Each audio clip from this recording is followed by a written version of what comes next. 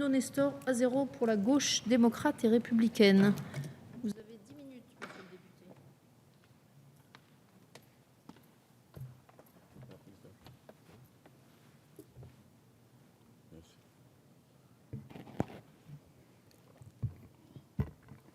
Madame la Présidente, Madame la Ministre, les fortes inégalités territoriales qui caractérisent la mise en œuvre de la politique de protection de l'enfance sur le territoire national rendent indispensable une évolution du dispositif de la protection de l'enfance.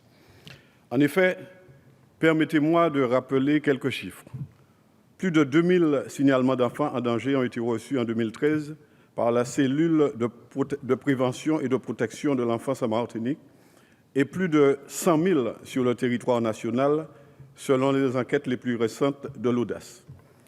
En Martinique encore, ce sont 1200 mineurs et jeunes majeurs qui ont été suivis par l'aide sociale à l'enfance.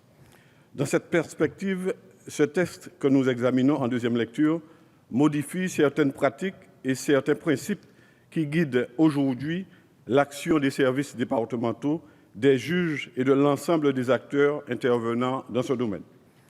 Nous soutenons cette réforme car nous pensons qu'il est urgent de donner une cohérence nationale à la politique de protection de l'enfance. Depuis l'adoption de ce texte en première lecture au Sénat, à l'unanimité, ce texte a beaucoup évolué. Si les modifications adoptées après son examen en première lecture dans notre Assemblée ont permis d'enrichir le texte, les travaux du Sénat en seconde lecture ont malheureusement abouti à la suppression de plusieurs dispositions importantes. Je pense en particulier à la proposition d'accompagnement faite aux jeunes majeurs pris en charge par l'ASE afin de leur permettre de terminer leur année scolaire ou universitaire, et c'est dans l'article 5EA, et à la constitution du pécule pour les jeunes majeurs, article 5ED. Je pense également à la suppression de l'examen annuel du projet pour l'enfant par une commission pluridisciplinaire, article 7. Je pense enfin à la disparition du Conseil national de la protection de l'enfance, et c'est dans l'article 1. Il est particulièrement regrettable que ces modifications aient été motivées par des considérations d'ordre économique, au détriment de la prise en compte de l'intérêt de l'enfant. De manière générale, le débat au Sénat en deuxième lecture s'est focalisé sur la question de l'insuffisance des moyens financiers des collectivités territoriales.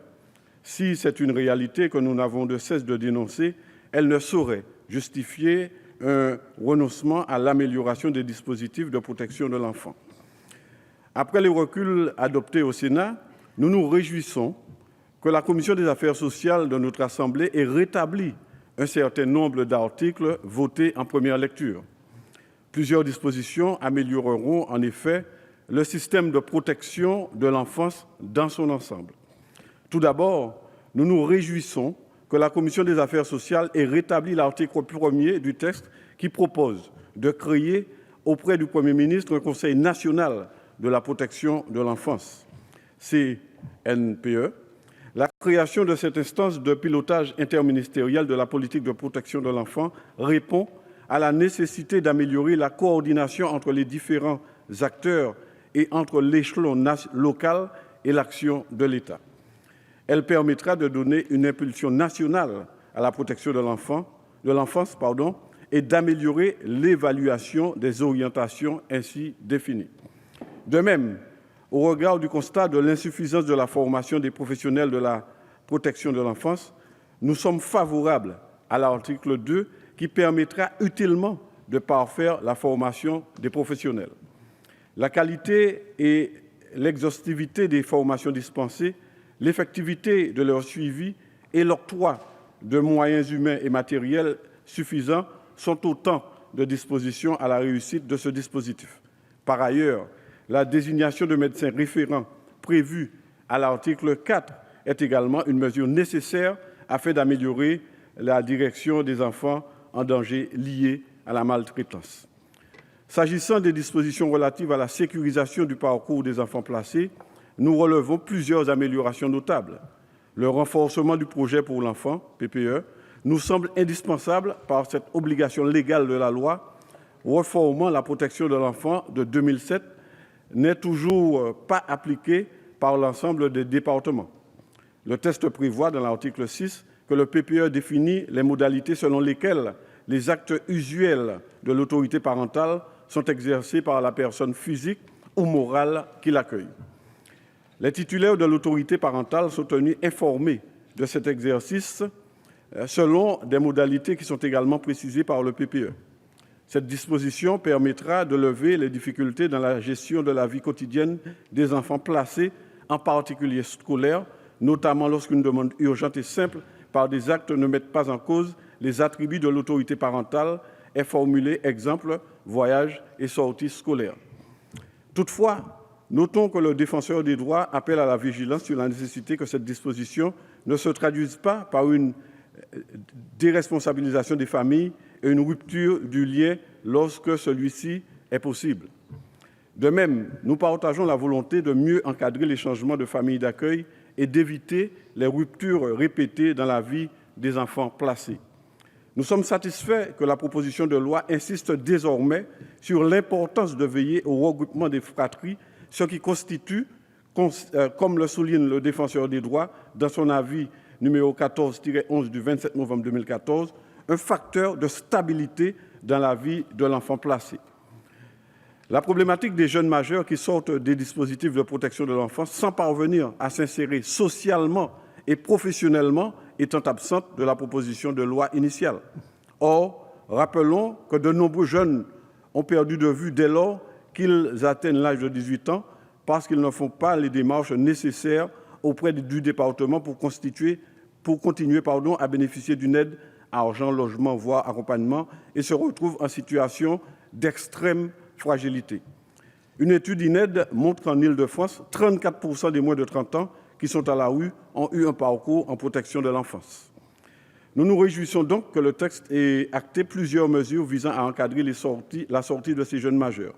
L'allocation de rentrée scolaire, ARS, habituellement versée aux parents sera versée sur un compte bloqué pour qu'ils en bénéficient à leur majorité.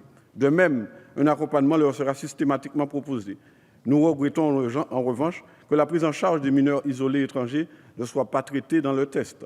Ces enfants particulièrement vulnérables doivent bénéficier de la protection prévue par les dispositions nationales et internationales, indépendamment de leur situation au regard des règles de séjour.